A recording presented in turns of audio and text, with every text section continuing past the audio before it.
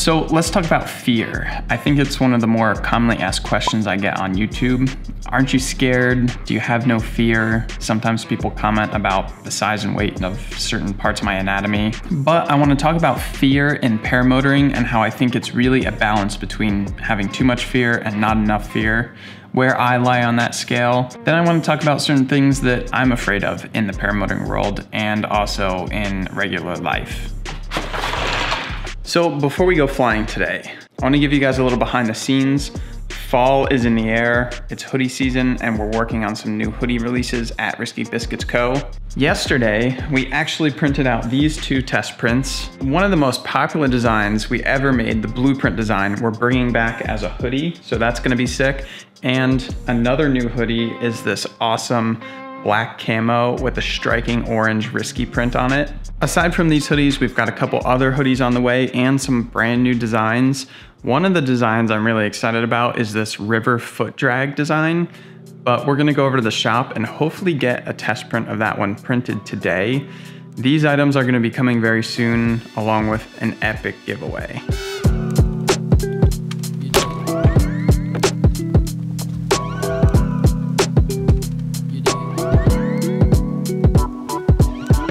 So just out for some lunch on the way over to the warehouse. Weather is looking fantastic.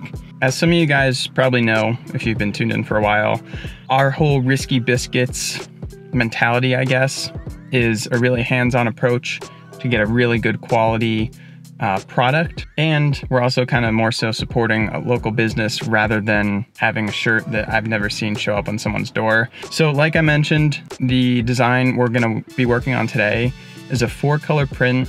It's a river foot drag design that I'm really stoked on. It's got that whole like outdoorsy adventure style to it, but it's really important we get the colors just right. There's gonna be some custom colors in there that we're mixing. But the cool thing is, if at any point through this process something doesn't look right, we can tweak it, make it better, and make sure that the final result is exactly what we want.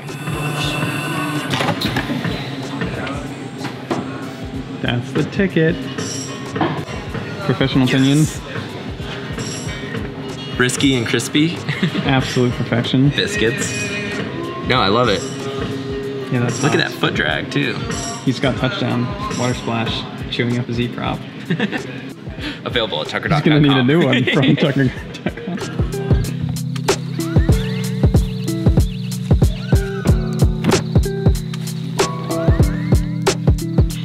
Okay, don't tell Jacqueline. This is gonna be the first time she's seeing the new shirt. Jacqueline, what do you think of my new shirt? Oh, it came out really good. Come closer. Do you love it? Yeah. I like the color. That's kind of sensual for the camera. I really like it. I feel like we've been there. Well, what's your inspiration? We actually haven't been here, but I have done water foot drags by mountains, and it is a concept of a water foot drag by a mountain. Right. It says Risky Biscuits Co. It says established 2013. That is hypothetically me. And to play off of the idea of fear that I'm talking about today, this guy right here can't swim very well, but yet he's doing a water foot drag. I'm pretty happy with it. Expert man Tyler in the t-shirt printing business said when you do like a really big print with a large surface area, often the ink will get like really rubbery and the t-shirt won't flex and it like won't be soft to the touch. But we put like this additive in, so it's a nice soft print and it feels comfy and it doesn't feel like you're wearing a rubber patch on your shirt. Jacqueline over here is lengthening her brake lines on the Roadster. Shortening them. Oh yeah, shortening. I had lengthened them. Good call, Jacqueline, good call. I had lengthened them to use it on the trike solo, but update on the trike. I've been stockpiling tandem footage that I haven't released yet, and I'm gonna be releasing tandem flights with different people coming very soon. But if you follow me on Instagram, you know that already. So yeah. Jacqueline, are you excited to fly? Yes. Did you learn how to tie knots in Girl Scouts? What's Girl Scouts? It's where you sell the cookies. I ate cookies. Close enough.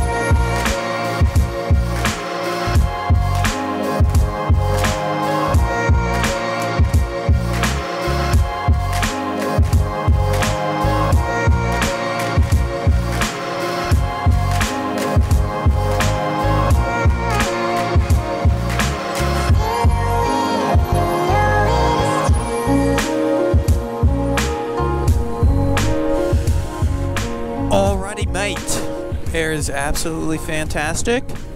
Nice and smooth. Almost zero wind whatsoever. So, this topic of fear, to be completely honest, I was in the shower this morning, doing my thing, and I got thinking about fear and how it plays into paramotoring. And I was thinking that's a pretty good topic to make a video about today. So the short and sweet is that I think fear is a balance. Too much fear is not good and dangerous. Too little fear is not good and dangerous. But I feel like people that have too much fear might be ashamed to talk about it. They might feel like they're not good enough or something, not cut out for the sport. While people that have too little fear, their friends may not feel comfortable stepping in and saying, hey buddy, you need to calm down a little bit. Personally, in my experience, I feel like I've been pretty fortunate because I've been involved in aviation for pretty much my whole life.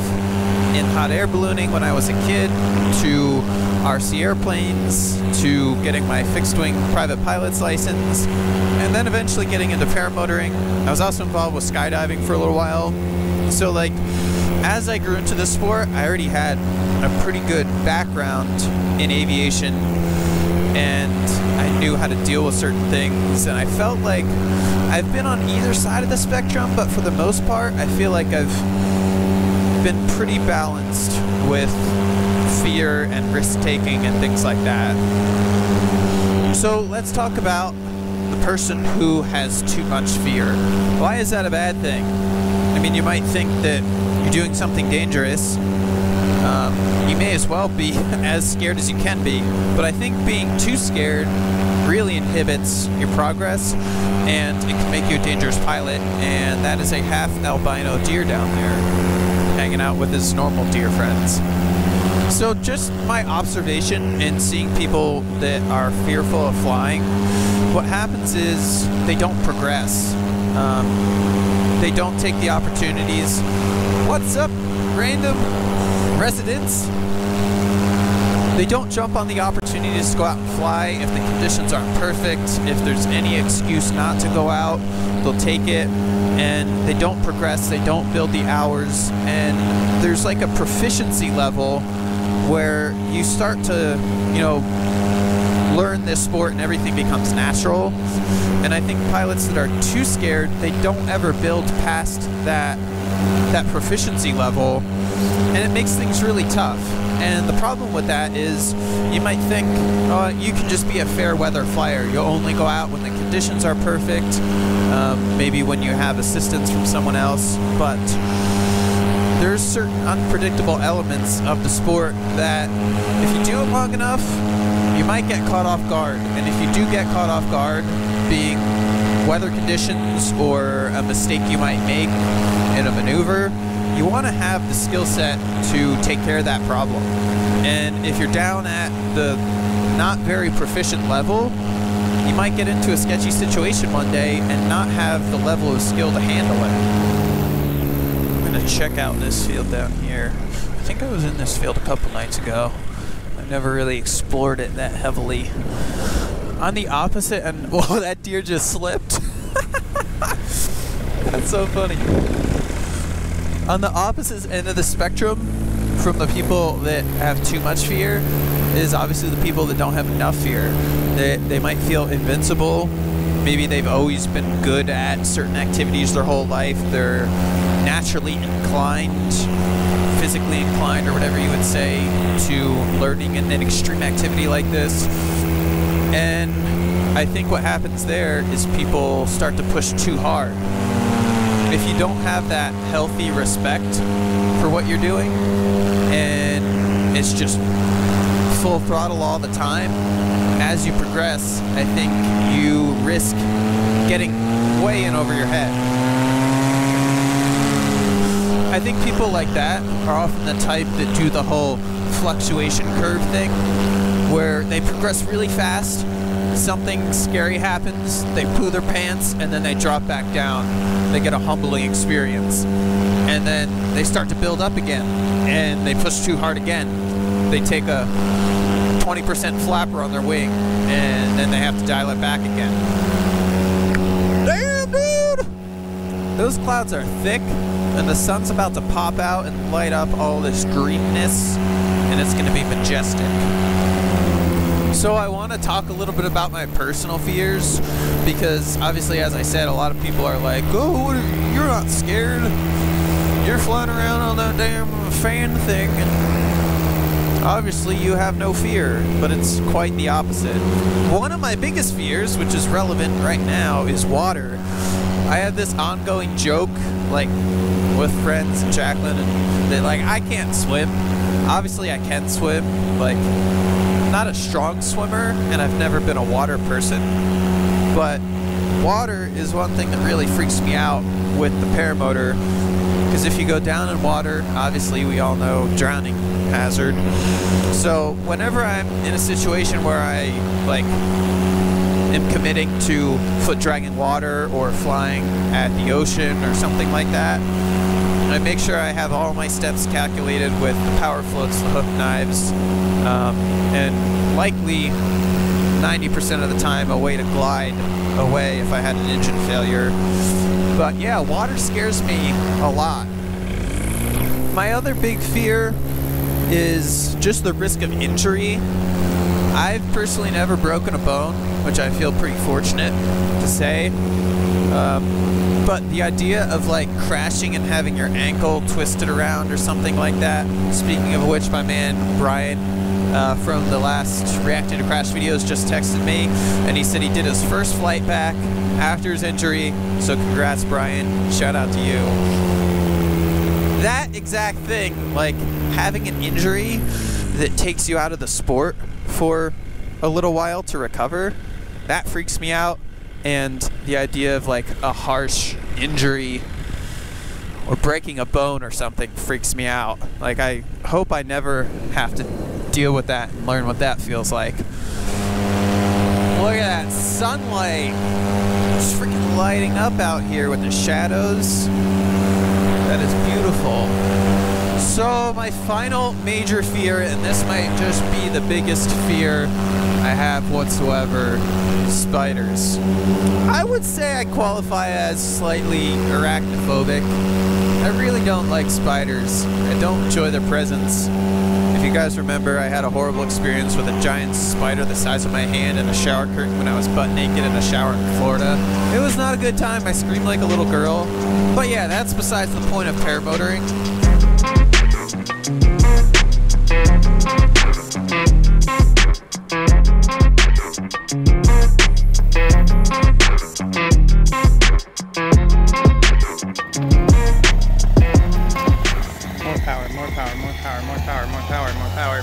You got it. There it is. Hit it. Full power, lean back. Nice. That was perfect. Landing gear deployed.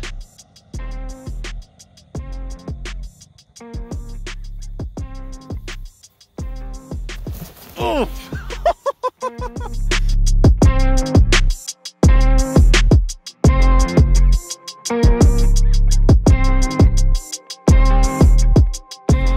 What is your biggest fear in paramotoring?